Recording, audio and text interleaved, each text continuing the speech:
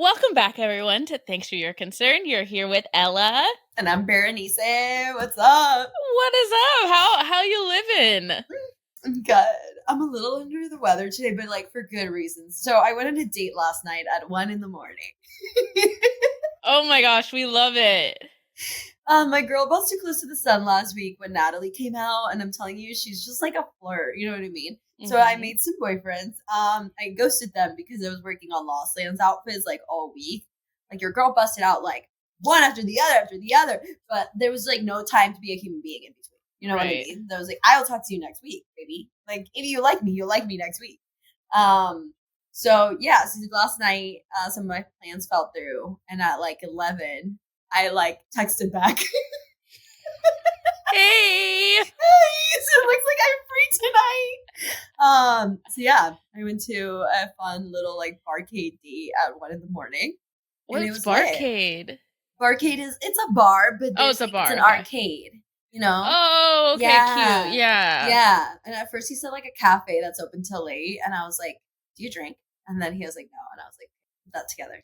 But actually, that was great because then you know what happens when you don't drink on dates? You have activities. I love an activity. Oh my god, I love it. Well, yeah. Good. We love that. Barcade. Thank you. Thank you. Arcade. Yeah, it was fun. What about you? How are you? Oh my god. So I went to Fred again on Wednesday. Okay. Oh, baby girl. Those pit tickets. That was the best floor seats I have ever spent money on in my entire life. Holy shit. Good show. He puts on a show. Oh, well, I will say, I saw him at Lollapalooza and it fucking was whack, dude. Super whack. I did give him the benefit of the doubt for a couple of reasons. I was legit about a mile away, okay? I'm not even exaggerating. Like, we were like back because it was like so crowded, and we kind of got there like I didn't know the vibe, so he went on pretty early in the day, so we came in like we didn't get there early to get up front, and then it was muddy and I just could not hear the music, so it was just not the best experience. It was a flop. But then when we went to go see Floor, I was like, I'm willing to give him another try. I love Fred again. We went to the Floor. Babes, I was on the fucking rail, dude. I was like, oh my god, I'm back in my element.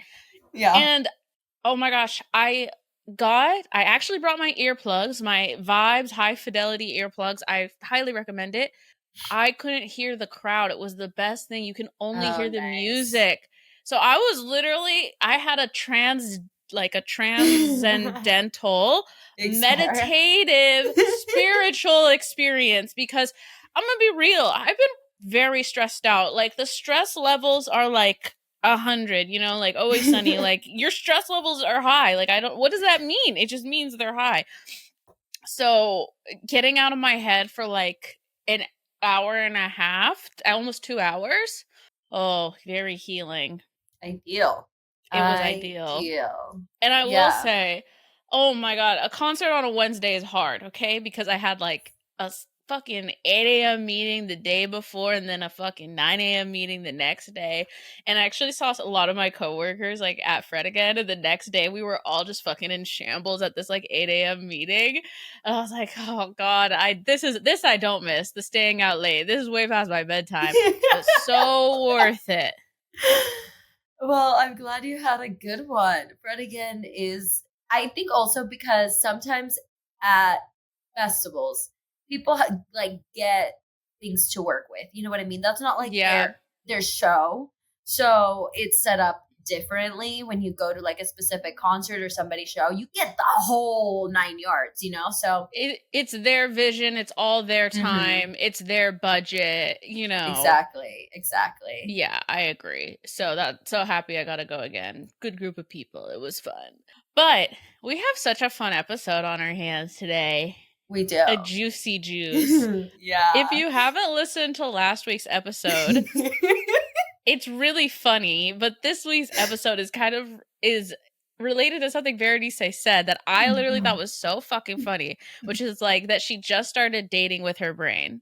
And Yeah. I have to be honest, I'm like that too. I've been dating with my heart and with my punani for most of my life. So we're talking about dating with the brain today. You Period. ready? Let's get it.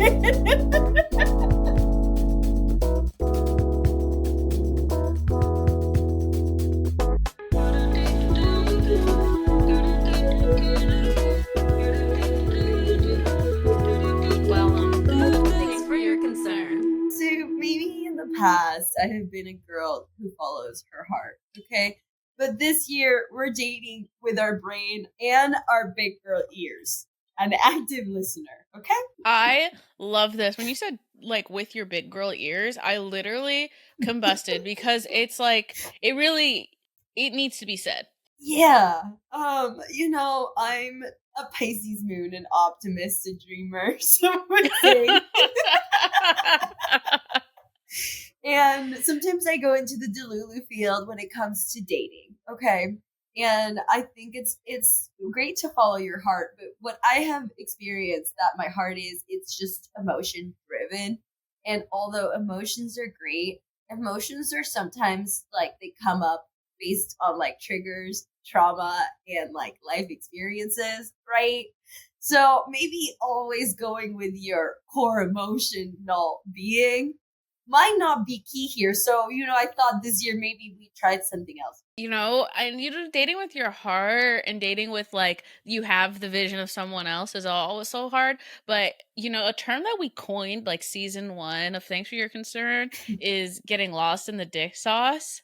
And I haven't thought about Yes. it recently because I've been in a relationship, but I was thinking I used to date by just kind of getting lost in the dick sauce. I was memorized because like the sex was so good, or we just had a strong physical connection, and that's not dating with your brain, baby. That's not good either. Yeah, I think I used to be like physical connection first, emotional connection later, right? Like intellectual connection later.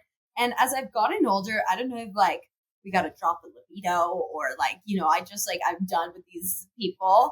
But I just like, unless you got some mind stimulation going and some like emotional stimulation going, like, I don't want you to touch me. Have you like heard of like a 30-day rule where like you don't do anything physical with someone until like after 30 days of like meeting/dating them? Oh God, I don't know if I could do all that, to be honest. I'm a touchy I know eater. that seems. I feel like. Well, I just no kissing, no sex for 30 days. I heard it on That's a the lot. internet. That's a That's a lot. lot. I mean, I've never done it, but I understand the sentiment, I'm which is not a like, reformed version, okay? That's not no, what we're no. going with. I'm just saying, I thought it was an interesting thing. And the whole thing was she's like, I forget the doctor who said it, but she basically like studied the brain as it came to like physical connection or like dating and relationship. And it's just like your serotonin goes crazy cuckoo bananas once you start being Mm-hmm. intimate with someone physically. And so then you kind of stop dating with your brain, like that, like real practical part of your brain that tells you like he's a libertarian and It's not gonna work. has a couple phobias he hasn't worked out. Just like that part turns off because you're so physically attracted to them. Been there. Been there, right? I'm not speaking from experience of someone who dated a libertarian for no fucking reason. Yeah. Yeah, dating with your brain. Yeah, it's nice to have faith in like something that will work out. I think it's like when you are so passionate about something and you get in those feels when you are like physical with someone where you're just like, I just like to touch this person. Yeah, sometimes the mind really be going out the window. The brain work. I start working overtime to lie to myself that it's Oh gonna yeah. work. Like I am to the point where I'm like too smart for my own good at that point, where I'm like, I can trick myself into thinking this is a good idea. Yeah. And the thing is that you do. I remember I was really hung up on this guy and I was like, no, but like we connect on this level. And Berenice was like, bro, and then like she listed out all of his horrible offenses. And honestly, I was like so shocked in that moment because I was like, low key, I forgot about some of the shit that he had done because I was like goo goo gaga, was not thinking with my like thinking brain of like, what are the facts of the situation? And some of the facts are like things that have happened. I ignored all that, bro. Isn't that crazy? Yeah, yeah. I will say sometimes, like, when it comes out of your own mouth, you don't like rationalize how crazy it sounds. You know what I mean? Like, so when someone reads it back to you, I was like, I'm just gonna take 1 second. I'm just gonna take 1 second and flip the situation. If this was happening to me, how would you react? Right? And then they're like, that'd be so fucked up. And I'm like, then why isn't it clicking like that for yourself? And you know what's crazy is I saw this girl on TikTok and she was talking about her current boyfriend. She was like, "You know what? If you take all the bad away, he's like the perfect guy."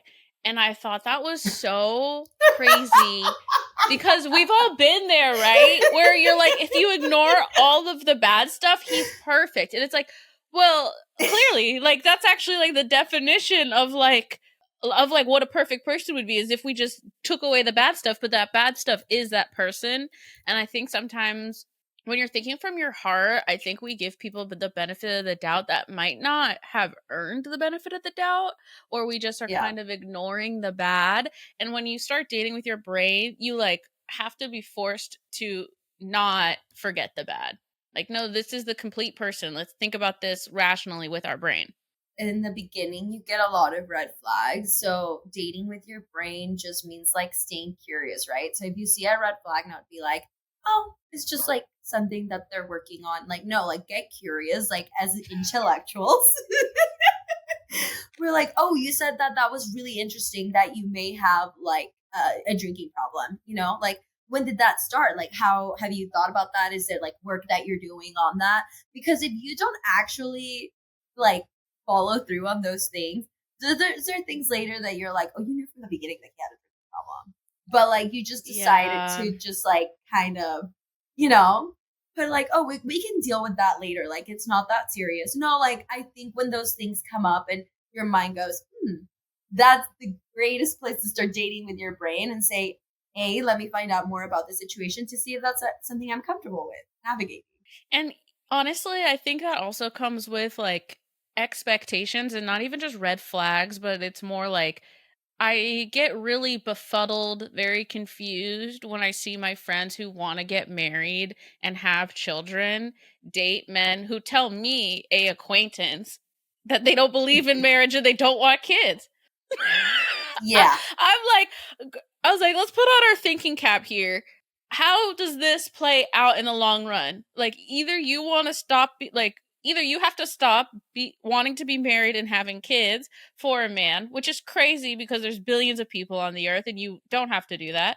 Or B, you have to try to convince this man who doesn't want to be married and not have kids to be married and have kids, and then he's gonna forever resent you because you got into something he didn't want. If you have to force it, it's not going to work out. Like, people can lie to themselves, people can want to please you for a limited amount of time. At some point of another, everybody gets tired of not being true to themselves. Everybody's true colors come out. People just get, that people just get selfish. And that's not like a bad thing. I think that's just like a good thing because then you're telling who that person is. So if you feel at any point in the start of your relationship that you have to force somebody to be in a relationship with you, big one, okay, to any type of change that they Yeah. don't want to make for themselves, then at some point of another, that situation is not gonna play out in your favor, sister. From what you said is that like they need to want change for themselves. Yeah, I think dating with your brain is dating someone as they are, not like their potential. potential.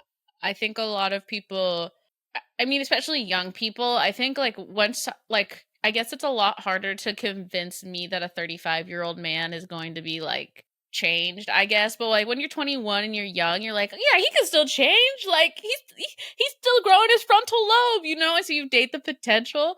But then guess what?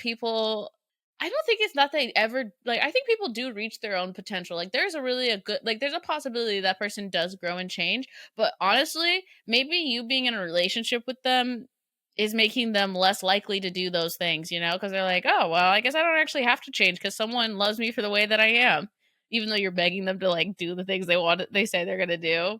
Yeah. And Hmm. that's kind of the tea, right? When you talk to a lot of people's exes, it's they were unwilling to change. And sometimes we talk a lot, like I talk a lot about like a lot of people will just like get a new person rather than change because it's like, oh, they're just more suitable for them.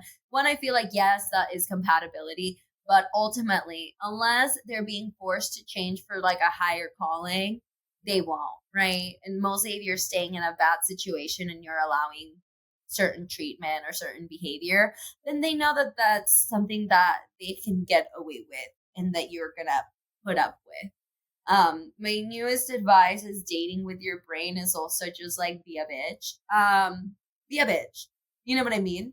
You don't want something, change it, don't put up with it. Repeat Yes. offender, leave that man on red for 30 days. Like I like that rule more than don't touch me for 30 days. He said something fucked up to you, delete his number. I would highly recommend setting boundaries early with people you're dating. It's so much Yeah. harder to like add boundaries in like the pattern or like once someone knows something's okay or they've gotten used to like doing certain things. That's why like if I don't like something, I'm going to probably jump up and say something instead of like hee ha haing because it might be cute the first or second time, but like 15, 20 times if you don't think it's going to be cute, you might as well say something now. Yeah. And, you know, I think people who are like, I'm just joking, no, da, da, da, da. Okay, well, if you're just joking and your intention is to have a hee hee ha ha, and I'm telling you it's not funny, I don't like it, then like it should just stop, right? Like we shouldn't have to like rehash this. Like I'm telling you it's not funny, you know? Dating, you know, it's like dating with your brain is like listening to yourself and your own feelings and putting yourself first when you're dating someone. Standing up for business in the beginning. And also like sometimes you gotta treat people how teach people how to treat you. Right. So it's Hmm. like and that only comes with you speaking up. I know like when there's things that happen that I have like a potential romantic interest in someone and they do something and it's not even that big of a deal. I'm like, what's the root of like what I'm trying to get across? So I'm not coming off as like, this is just like a complaint I have about you. Like, let's Hmm. say they created an expectation from yourself for themselves to like bring something over or be there for you in a way that they just didn't show up. Be like, hey, next time, can you just let me know so I don't depend on you? You know what I mean? So I want to be able to provide that for myself. In a way, you are calling them unreliable, but also you're just letting them know this is a standard that I hold for everybody, and you're included in that as being part of my life. But if you can't meet that, that's okay. I just need you to let me know. Yes, and I honestly was like putting your brain first, like listening to how your actions are affecting them as well, and like maybe that it's breeding incompatibility or speaking incompatibility. Because I think one time my ex was like, "I'm a nagger," you know. He told me like, "Oh, like you nag me," and I was like, in my head, I was thinking, I don't really nag you. I'm just trying to like get you to like it's because you're not doing the things that you should or need to be doing, right? And that really should have been like a signal to me that's like, okay, why am I nagging this person? Because I am getting on his ass. Why is it? It's because he's not doing the shit that he should be doing and says he wants to do. So maybe this is actually a signal that I should exit. Because I'm not a nagger. I actually don't like I don't like being anyone's mom. So if I'm turning into someone's mom, like it's a root of something else. And maybe if that's not how I want to show up in my relationship, if that person's like not willing to change, either I can change or I should leave.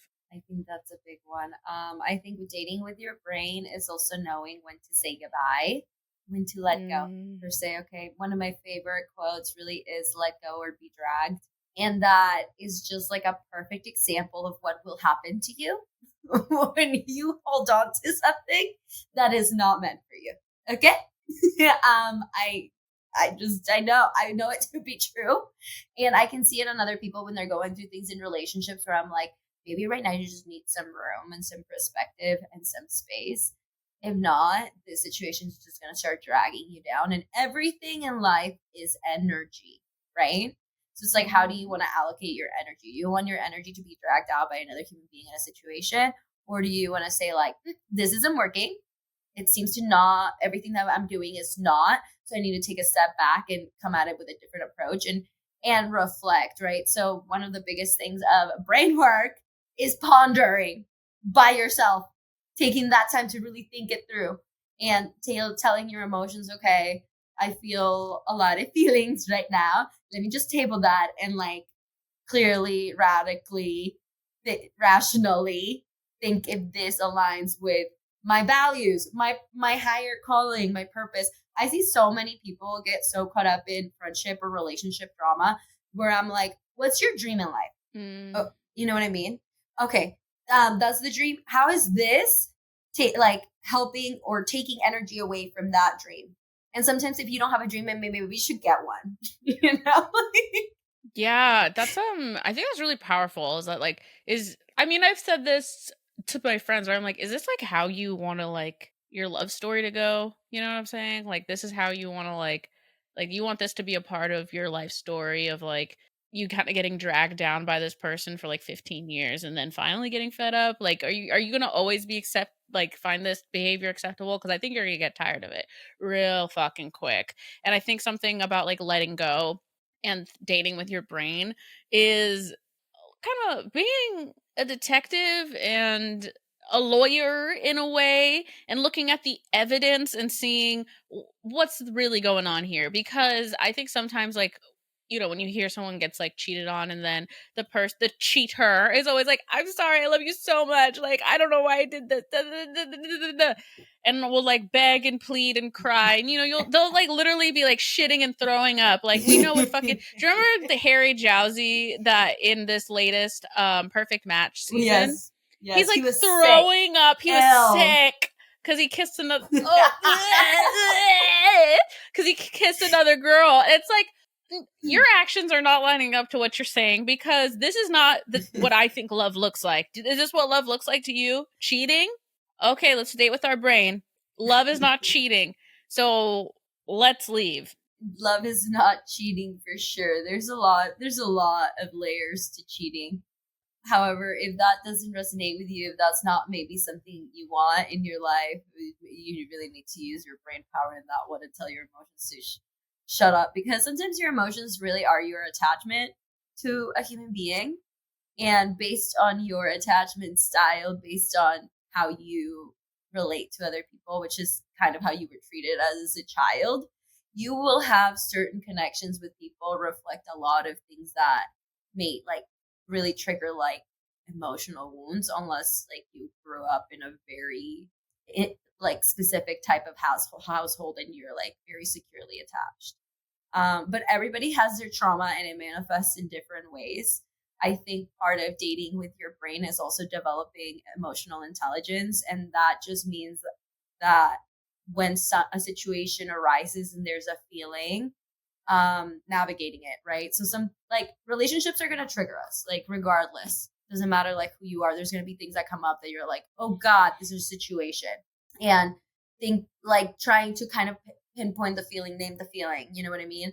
Like I was giving this example to somebody, and I was like, there's sometimes when I feel a feeling, and I may choose to say, nope, we're not feeling that feeling, and I can go distract myself and I can do whatever. But for me, emotional intelligence is just sitting with that feeling. Maybe I just can't pinpoint it right away and be like, okay, that situation made me uncomfortable, and this is something like maybe we can start to navigate like later, right? Mm. I've come to the point where I know some things trigger me, and I try to rationalize it for myself instead of questioning why is this a repeating occurrence, right? So there's a difference between triggers and somebody triggering you based on a wound, but then them doing it again and again and again. And that there comes like a difference between the first time when that happens, that's like something I may have to self-reflect on their behavior. This is something I'm not okay with, and how maybe that's also coming from like a place of hurt from me. But if it keeps happening, then that's a them. You know what I mean? Yeah, I feel like dating with your brain is like, I guess like having the self-awareness is like what I think about is like sometimes I can be the problem, all right? Like I'm not going to sit here and be like that person's always the problem, you know? Sometimes Yeah. it is me, and recognizing that and like being like, okay, actually this is something that I can work on and work through so that I'm better for my relationship.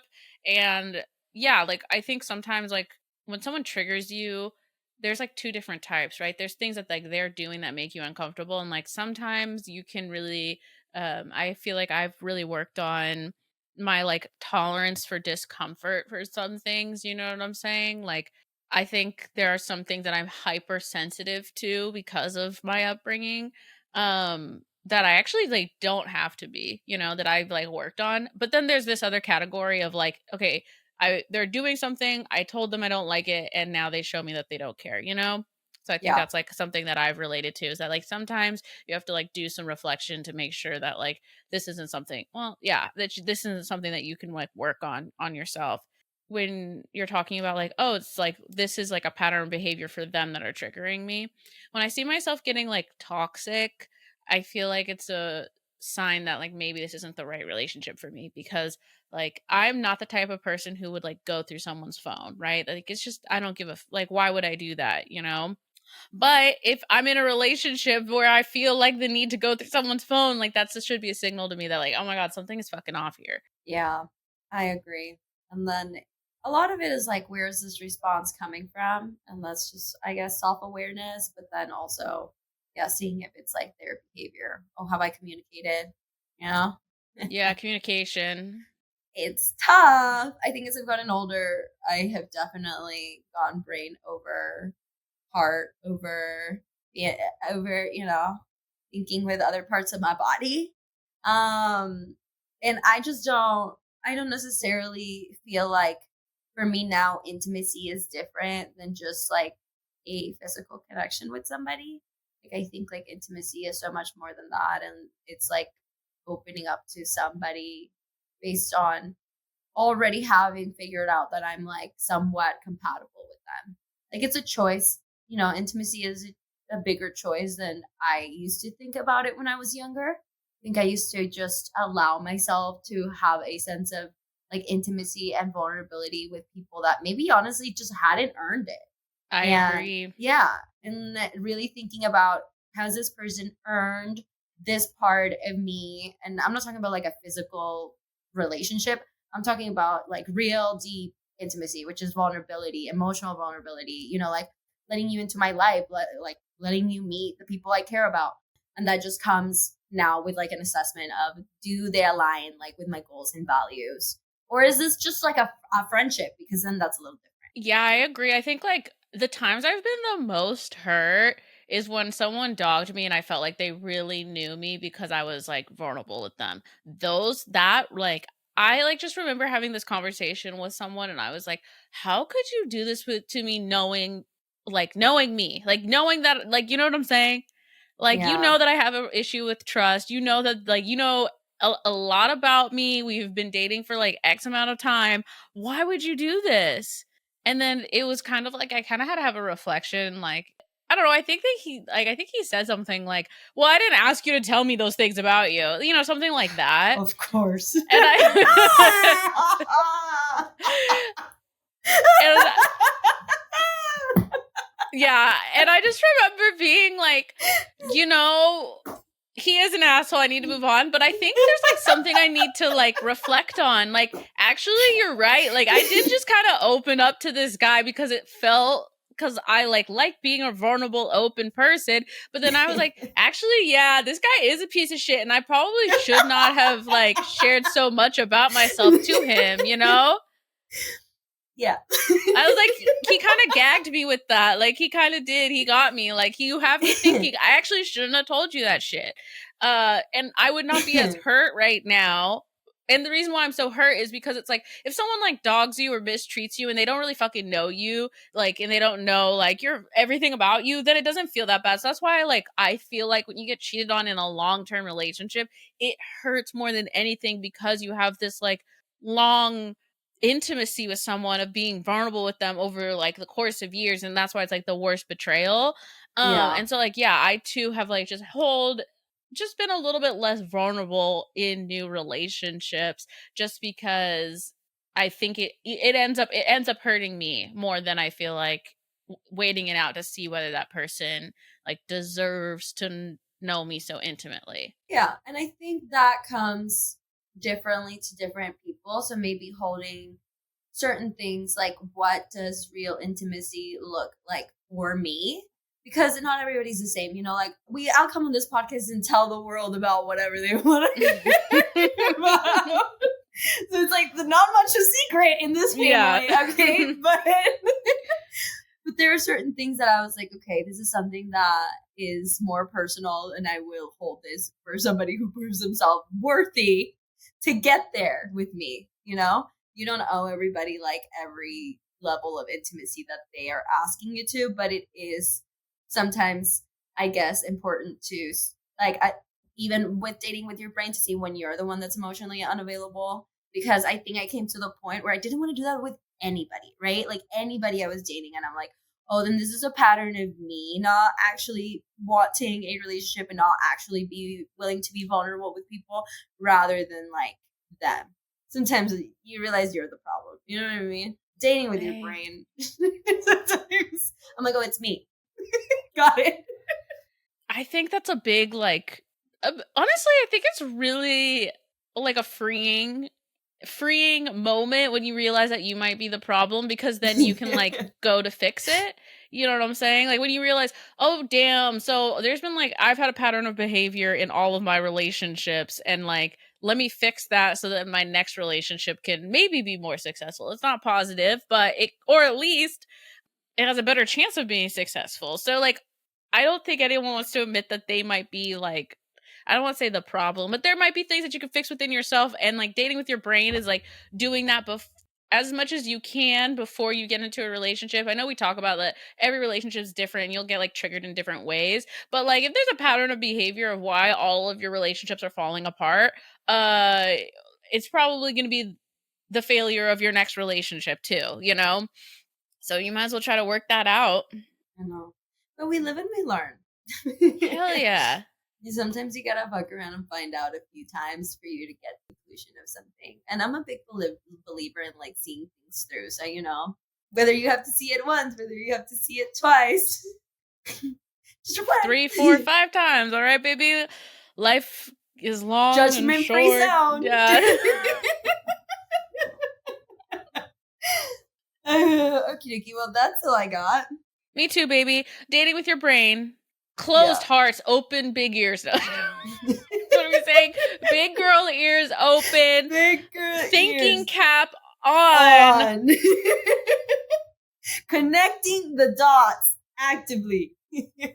Connecting the dots actively. And honestly, I think dating with your brain is the last thing I'll say, is that like I really hope that everyone like pursues everything they want in life. And sometimes a relationship's just taking too much energy from other things. So like that would be my biggest takeaway, is that like at what point is this relationship taking more than it's giving, and it is taking away from my relationships with my friends, my family, my dreams, my goals, my fucking career, my health, my fucking wellness. My lasting thought is that quote, like, quote, the person that you choose as a partner is a reflection of how you feel about yourself. So if you're looking at your relationship and you're looking at your partner and you just know something that's not aligning, but that starts like with you, right? It's a road. It's a road. Anyways, thanks for listening. Hope this helps. Hope we are all dating with our brains this fall. Not just me. Okay, everybody, we love you so much. Thanks for tuning in this week. Like always, make sure that you like, subscribe, send to a friend, rate, and review. It helps out this podcast so much. And then you can always find us on social media at Thanks Number for Your Concern. And I'm at Ella L. Tudor. And I'm at Berenice and DSM. Okay. Bye.